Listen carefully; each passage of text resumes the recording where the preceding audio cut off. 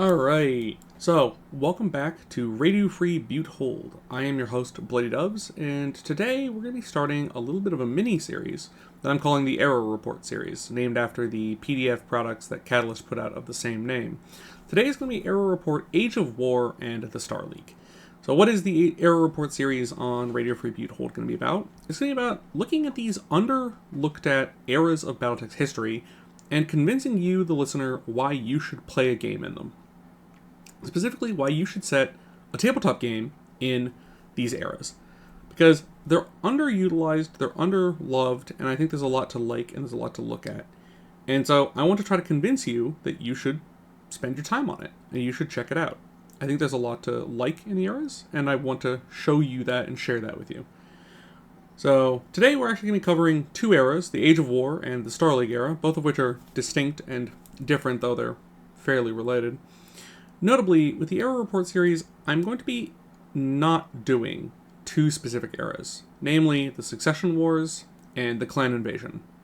This isn't because they're bad eras or I don't like them, I actually do, but they've been talked about a lot. Succession Wars is 3025. It's the era that when you think of BattleTech, a lot of people think of the Third Succession War and the most Mad Max of Mad Max BattleTech. And it's been talked about for decades, and people know about it. There's not much for me to add to that conversation. And with the Clan Invasion, it's pretty similar. The Clan Invasion, there's not a lot for me to add to 3050. If people really want to hear my opinions, I can talk about it, but I think that there's already been so many games set in those eras, so many people have talked about it, there's been so much, content written about it, and I don't think there's anything new to add. There's anything interesting to talk about. We've all heard all of it before. And there are so many other more interesting eras to talk about, like the Age of War, or the Jihad, or the Republic era, which I also do want to talk about. The other one I don't think I'm going to cover much is the Ill Clan era, just because we're still kind of exploring it, and I kind of want to see more of how it shakes out before I'm willing to give an opinion on whether or not you should put a game in the Ill Clan era. So that's the topic today. We're going to talk about the Age of War, we're going to talk about the Star League, and we're going to talk about why you should play in them. But before we get to that, go ahead and hit the like button, subscribe, do all the YouTube jazz. It really helps with the channel. And while you're doing that, let me tell you about the Age of War and why it's a great time to play BattleTech.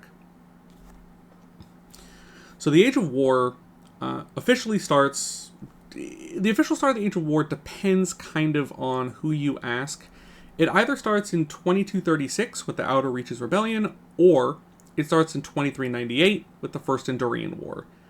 For our purposes, we're going to go all the way back to 2236 and talk about the Outer Reaches Rebellion. So at the time in BattleTech's history, there was one interstellar power. It was the Terran Alliance, centered on Terra, and they had sent out colonies all throughout the Inner Sphere, or what would become the Inner Sphere. They were trying to manage everything from Terra. And at this time, there was no HPG network, and so communication was difficult, and managing the colonies was hard, and Terra wasn't really doing a good job. So the colonies basically revolted. And they held the Outer Reaches Rebellion, where they basically threw off the shackles of the Terran Alliance and just started doing for themselves. And this era is really prominent because it is the rise of the Great Houses and the Periphery Houses. It's the rise of the setting as we know it. At the start of this time period, the setting looked nothing like it does today. There were no great houses. None of them had formed. Even the Terran hegemony had not yet formed. And so, one of the good things about the Age of War is if you start really, really early, you can actually talk about the founding of the great houses. The first great house is actually the Free Worlds League, believe it or not, which is founded in 2271.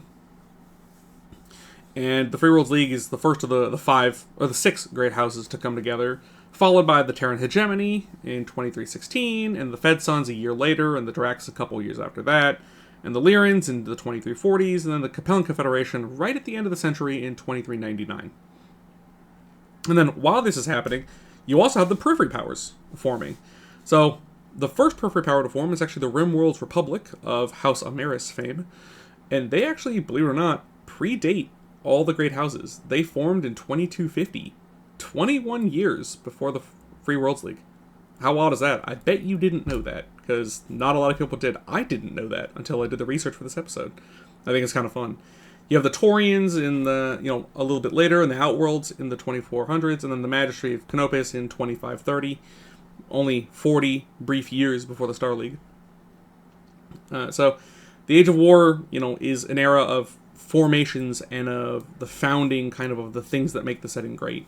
Also in this period was the introduction of the battle mech.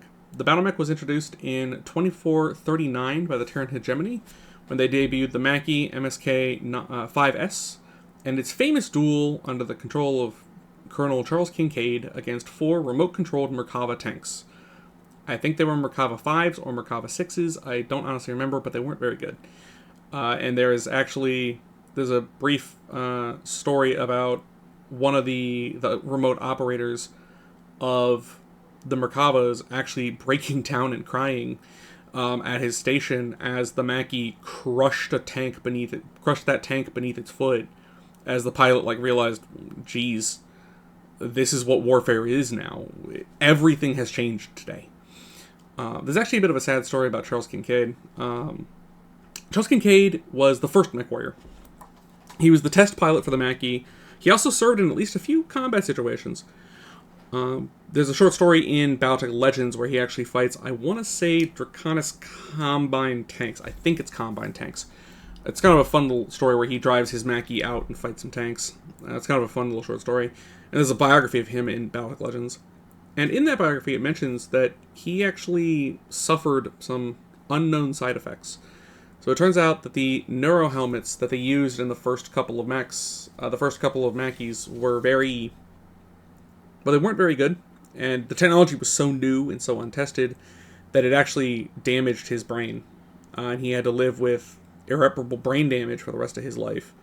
It was a secret that his family and the Terran Hegemony actually covered up for centuries, until it eventually came to light, much further down the line, that they had kind of shortened his life and given him brain damage. It's kind of a sad way for his story to kind of wrap up, but, it shows that the technology was new and it was untested, and yet the Hegemony pushed forward with it because it changed warfare in the Inner-Sphere. It changed everything. And so, Charles Kincaid goes down in history as the first mech warrior, and the mech warrior that paved the way for all the advances that would make everyone's lives easier, and the advances that would change war forever. I actually like Charles Kincaid. I think he's a cool character, and I love the Mackie. I'm a huge Mackie fan, so anything that makes the Mackie better in my book, A-okay. So that was the first introduction of the battle mech in 2439, but the first combat was in 2443. I don't remember exactly what that combat was, but it happened in the 2440s. And then the first mech-on-mech combat happens a little bit later on the planet Nox in 2475. And we'll talk a little bit more about that in a bit. So those are the big political events, but what about the conflicts? What's happening in the Age of War? And the answer is, so much is happening in the Age of War. You have the First, Second, and Third Endurian Wars. You have the Rim War. You have the Lyran Long March campaign. You have the Battle of Nox. And you have the Davion Civil War, just to name some things. There's probably more we could talk about, but that's just some of it.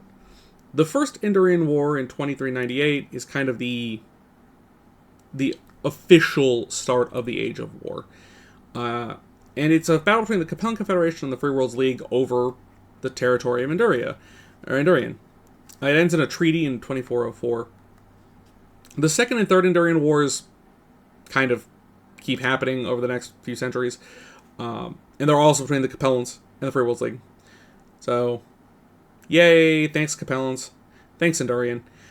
The notable parts about the Endurian Wars is the First Endurian War actually kind of leads to the Ares Conventions. The Ares Conventions, which ban the use of WMDs and chemical weapons and that sort of thing.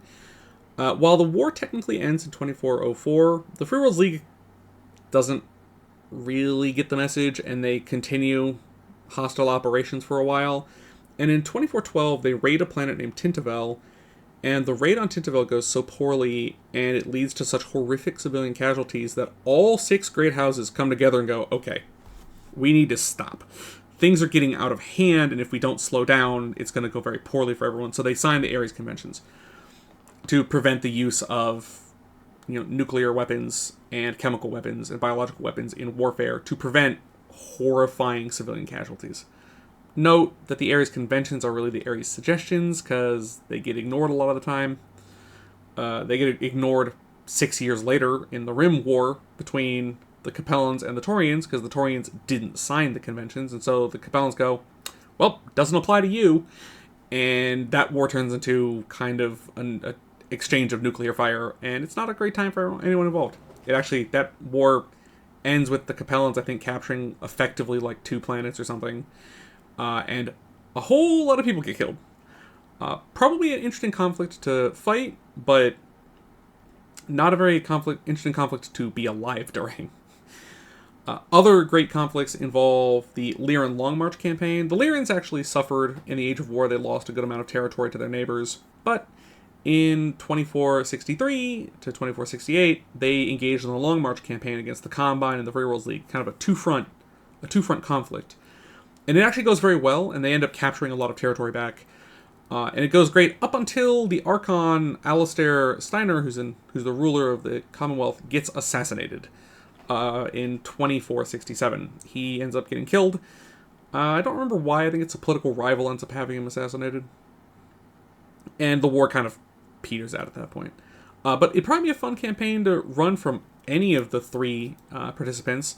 It might be fun to be part of the Lyran force, because if the players are part of the Lyran force, you could attack the Combine and then immediately shift and attack the Free Worlds League at the same, move your unit around and change up your op fours a bit. It'd be kind of interesting.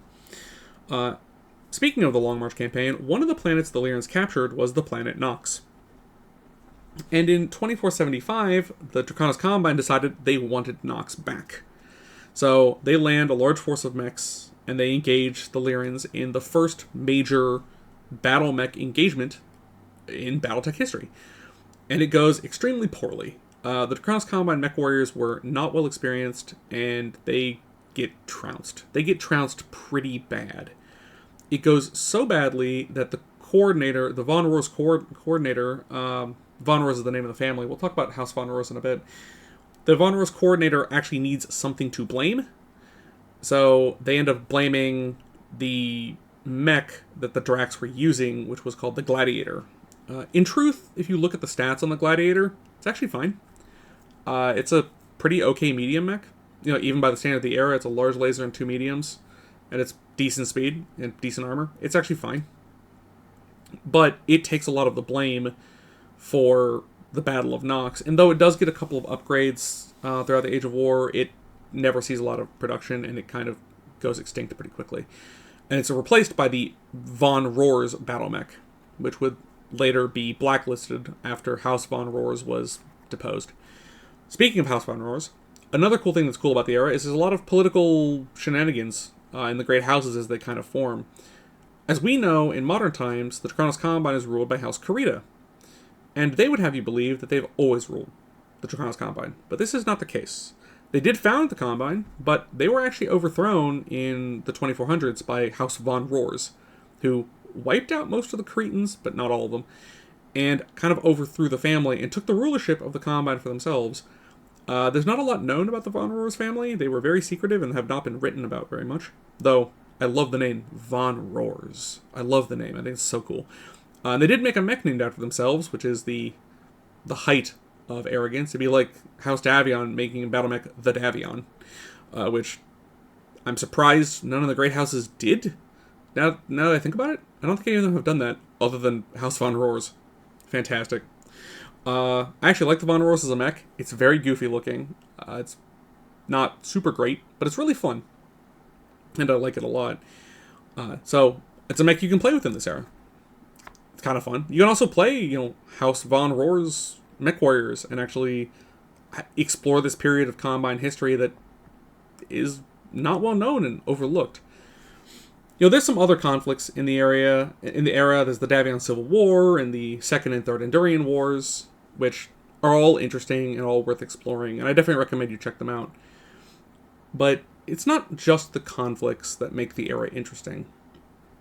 The era is interesting for several reasons. One of them is the conflicts that are involved, as we've discussed. One of them is the politics of the great houses forming. And another one is the relatively unshaped, form of the era. A lot of this era doesn't have a lot of detail. It doesn't have a lot of books prescribing exactly what happens and when, and who is involved, and all the nitty-gritty like an era such as the Clan Invasion does. In the Clan Invasion, you can, if you are willing to do the research, you can find exactly what regiments were fighting the clans where on the Draconis Combine and Lyran Commonwealth borders. You can find out exactly who gets wiped out and who survives, because that's been written about. In the Age of War, like for the Lyran Long March campaign, who was involved? I don't know. I couldn't find a firm description of everyone involved in the era, everyone involved in the conflict, because I don't think that one exists. It gives players a lot of leeway to make their mark on the setting in a way that is fun and is actually tough in later eras that are more defined.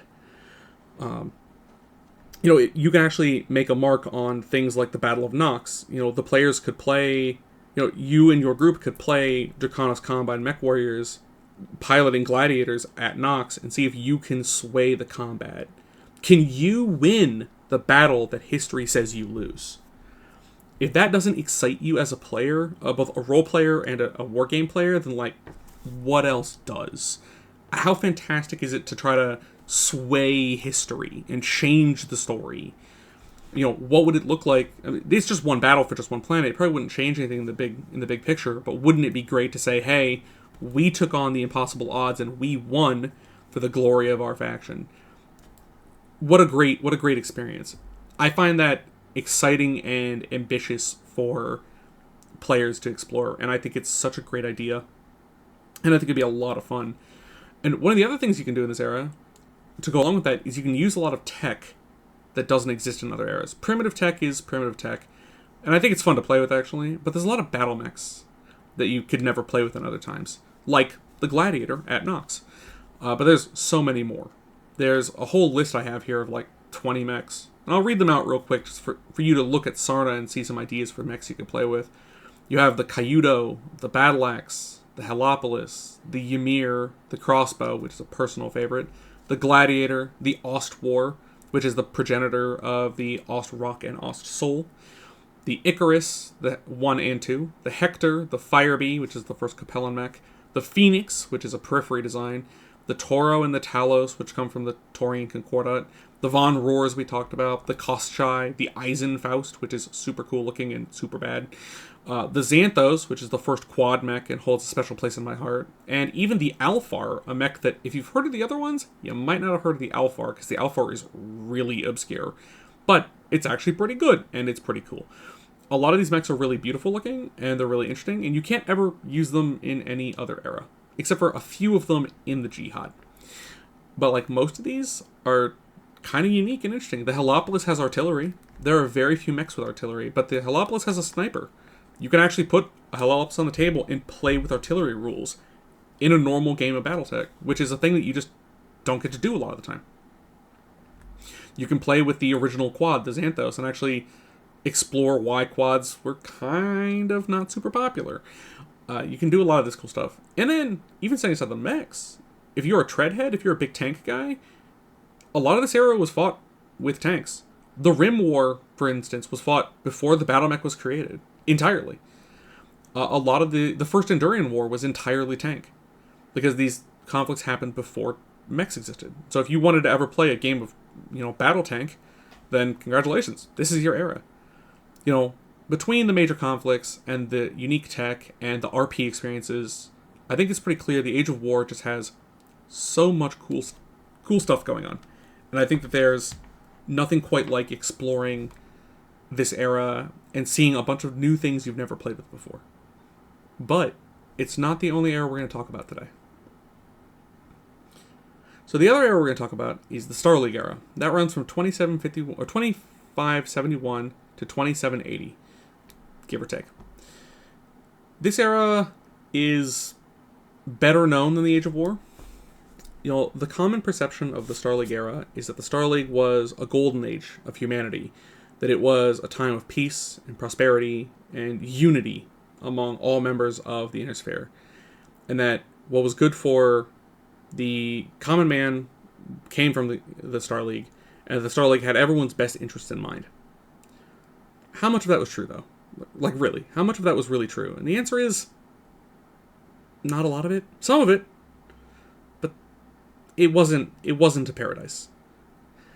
The truth is that the technology did advance, and lives did get better around the Innisphere. Terraforming technology took off, and there's a lot of civilian advances that made people's lives functionally easier. Like, actually factually easier. But was it an era of peace? No. It's actually bookended by two of the bloodiest conflicts in BattleTech history. Two conflicts that are so brutal that it actually eclipses a lot of what came before and came after. These conflicts are, of course, the Reunification War and the Amaris Civil War. So, the Reunification War happened essentially as soon as the Star League was founded, and came out of a desire from Ian Cameron, the ruler of the Terran hegemony who founded the Star League, to bring all of humanity under the Star League's aegis, whether they wanted to or not.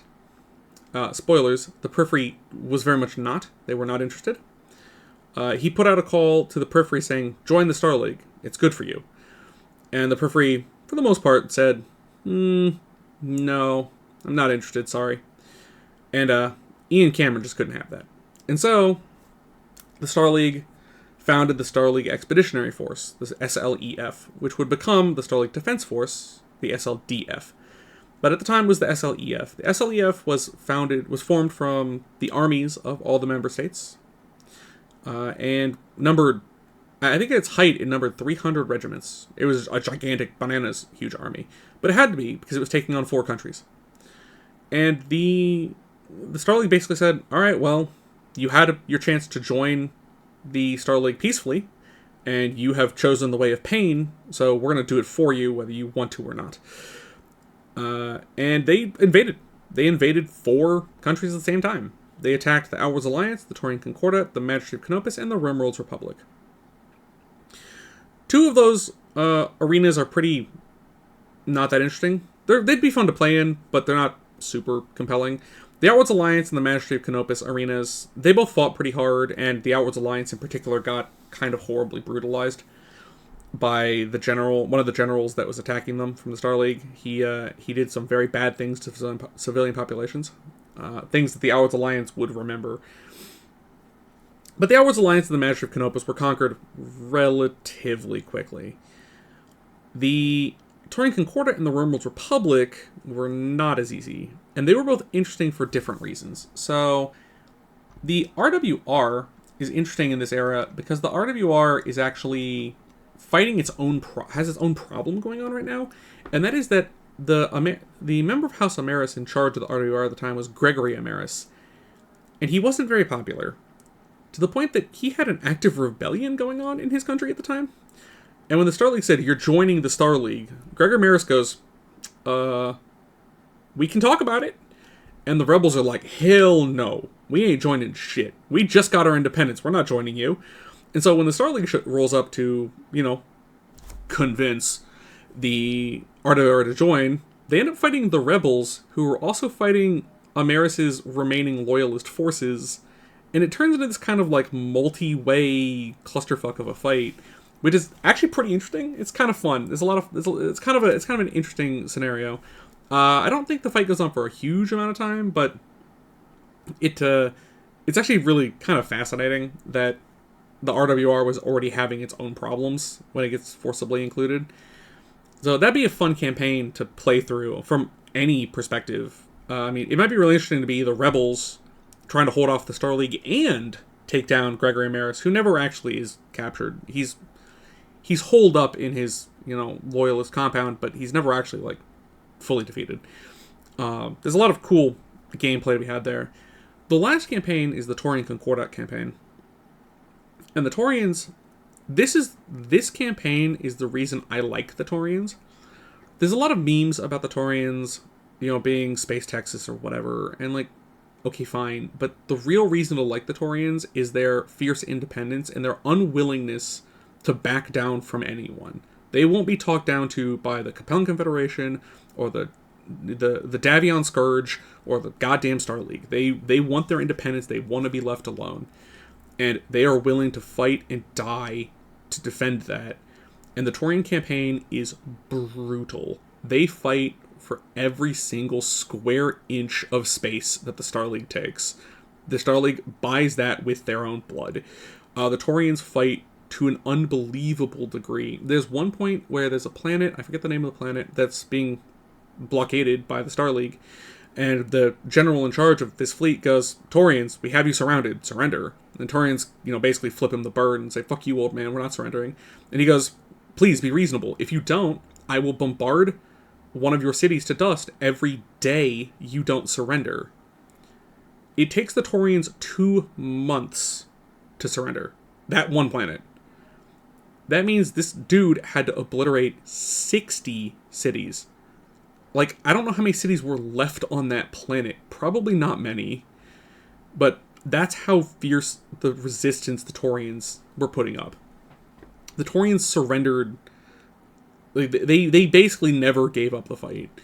The Taurians put up so much of a fight that when the Pleiades cluster or the Hades cluster, I forget the name of their star cluster, but when the Star League came to invade their last stronghold, which is a space cluster with a lot of like asteroids and debris in it, the Taurians mined and put gun emplacements on every asteroid in the entire cluster capable of holding a gun, just to make it so that the Star League had to sweep the entire field. Like, everything. Like, the whole thing. Because every single rock was dangerous. Every single rock had a gun on it. Everything. There were Taurians in the trees. Like, it was like Space Vietnam, and the Taurians were everywhere. Eventually, the Taurians did surrender. When it was clear that, like, it was lost. They resistance was just going to get them killed. They eventually did surrender and give up the fight.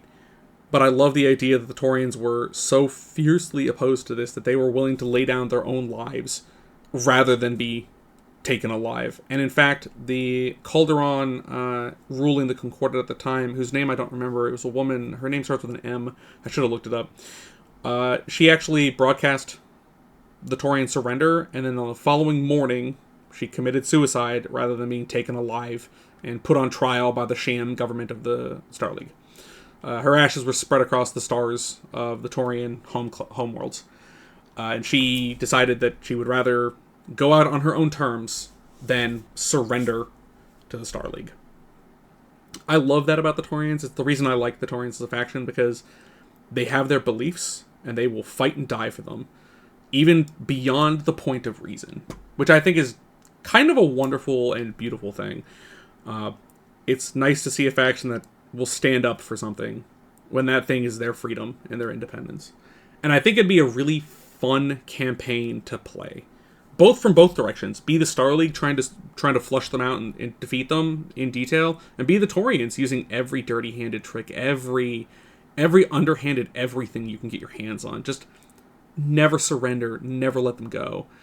And I think it'd be a fantastic campaign to play, and I think you should play it. I think you should do it, and you should tell me how it is, because I want to do it too. And if my group wasn't already like 5 years into a campaign, I would try to convince us to play it, because it'd be sweet.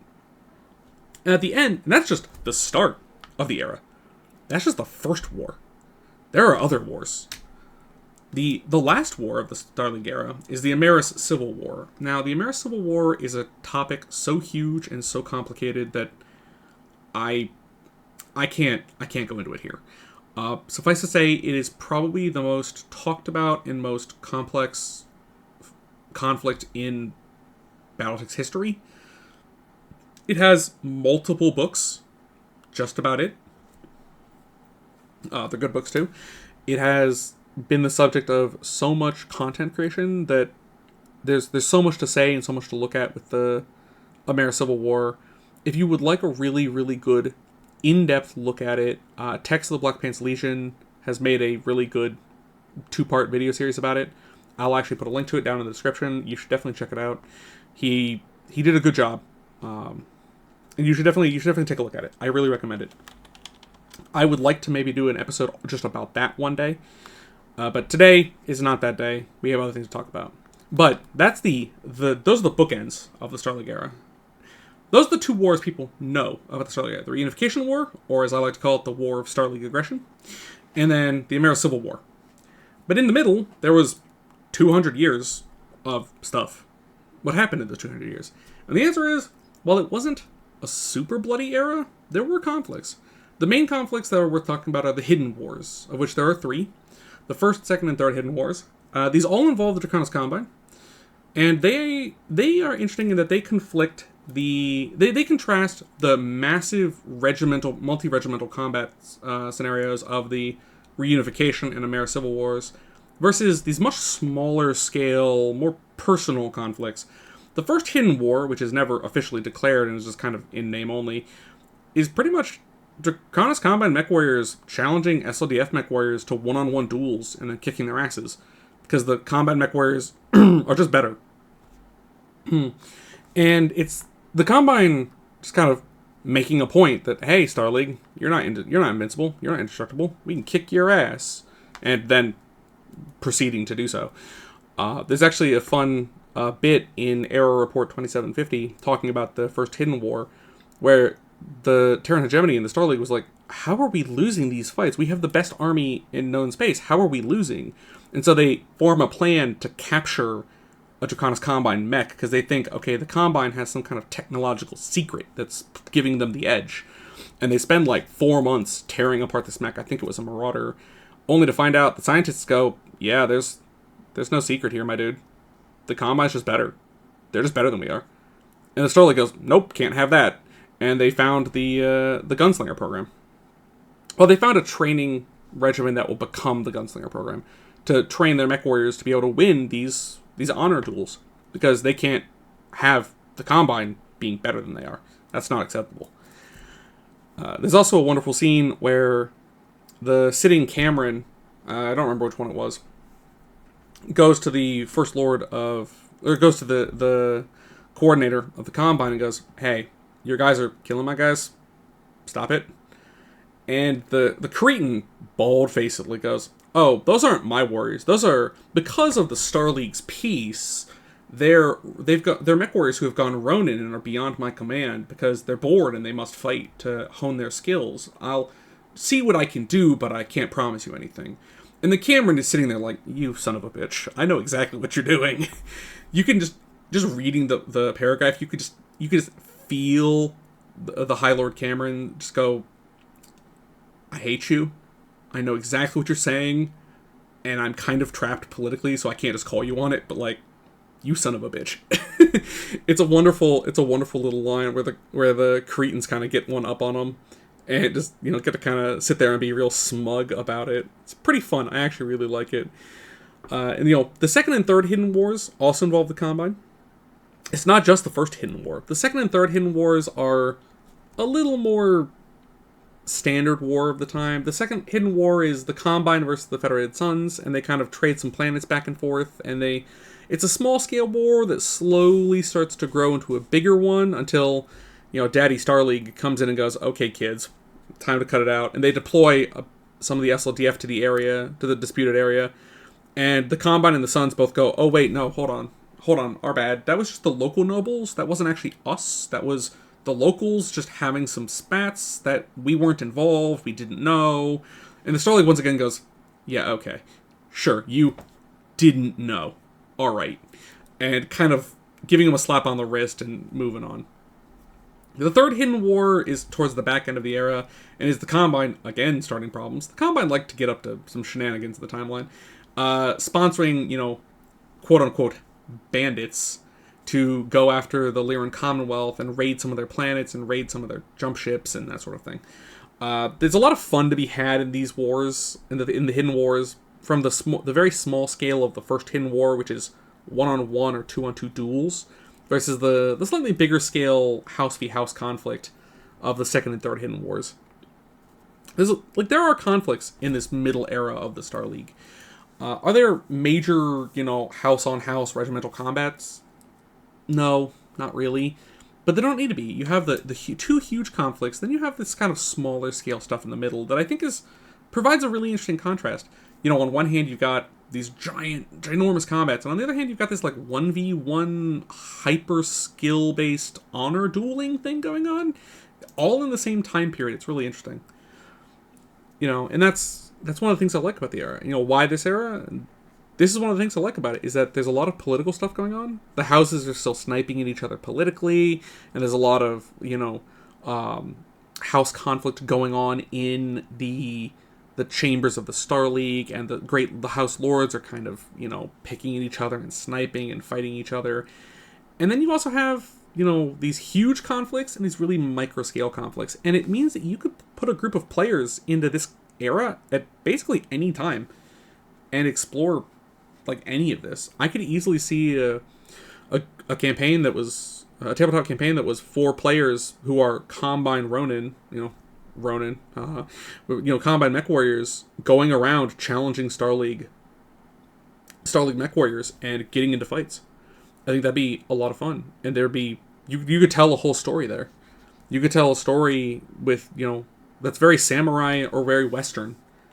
There's a lot of story potential there. And then you could also tell the story of some military unit caught up in the Reunification War or caught up in the Amaris Civil War, just trying to survive. Trying to survive and get by. There's so much potential for stories here. I think there's a lot you could do with this era. And with that said, there's one other thing I want to mention here, is that video game developers, video game companies, give me a Star League era video game. Just do it. I believe in you. I want to play an Amaris Civil War video game. I do. It'd be sweet. Just give it to me. I want it. Hook it right up to my veins. Like, I'll mainline it for like a month. Let's go. It would be so cool. I think that there'd be a lot of fun of like a Mech Commander style game where instead of a single unit, each like selected unit is actually a company, and you maneuver them around, and you have these gigantic, you're controlling like a battalion worth of units, and you're commanding them around this big battlefield with there's all this stuff going on, these huge conflicts. I think it'd be a really fun type of setting for a video game, and I want it. Please just give it to me. Please, video game developers, I am begging you, just give me this. It would be so good. And so where does that leave us? That leaves us with the conclusion, which is that the Age of War and the Star League era are overlooked for gameplay, and I think that's incorrect. I think there's a lot of good gameplay to be had. There's a lot of fun to be had here. There's a lot of conflicts you can play. There's a lot of political stuff you can do. There's a lot of RP you can do. There's a lot of cool technology. There's a lot of cool history to explore. There's a lot of cool mechs and tanks you can play with. That's a lot deeper selection than even some later eras like the Succession Wars. I think there's a lot of great stuff here, and I would love to see it. While the Star League was an era of relative peace, it's worth remembering that phrase relative is relative. Were there conflicts? Absolutely. Some of the greatest conflicts of the game's history were in that era. And I think it's time to explore them and talk about them. So, I think that's all I got today, folks. That's been Radio Free Butte Hold. I've been Bloody Doves. Don't forget to like, subscribe, do the YouTube stuff. It really helps the channel. I'm trying to get to 1,000 subscribers. I would love if we could get there by the end of the year. So, hopefully you guys are willing to help me out with that. So, that's all I got from Radio Free Butte Hold today. Until next time, remember, Mech Warriors, live free, ride hard, and never trust Comstar. Farewell.